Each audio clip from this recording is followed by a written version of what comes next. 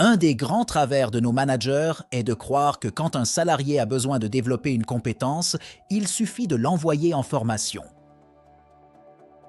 Pourtant, on observe que, dans la très grande majorité des situations, ce n'est pas suffisant. Vient alors la recherche du coupable qui, selon les situations, peut être le service RH qui n'a pas bien identifié le besoin, le salarié lui-même qui ne s'est pas suffisamment investi, le formateur qui n'a pas été performant. La problématique de la montée en compétences est malheureusement plus complexe qu'il n'y paraît, et le manager direct a un rôle essentiel à jouer. Nous allons détailler comment, à travers un entretien formalisé, le manager peut prendre en charge la valorisation des acquis de la formation.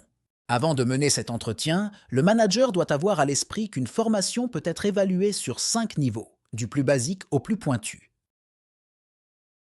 Premièrement, le ressenti du stagiaire. La formation était-elle intéressante? Le formateur a-t-il su donner envie de faire? Deuxièmement, les acquisitions. Quels sont les savoirs, les savoir-faire et les savoir-être que le stagiaire considère comme acquis? Troisièmement, l'utilisation. Dans quel domaine, dans quelles activités les acquis seront-ils exploitables? Quatrièmement, les résultats.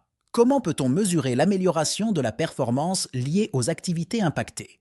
Quels objectifs peut-on écrire sur chacun des indicateurs? Enfin, les effets indirects. La formation a-t-elle été à l'origine d'effets inattendus, voire pervers?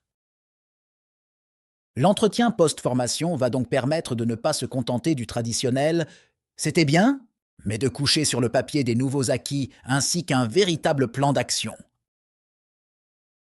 Pour cela, il suffit de mettre en place un entretien de débriefing quelques jours après le retour du stagiaire, sur la base de la grille d'entretien post-formation que nous vous proposons.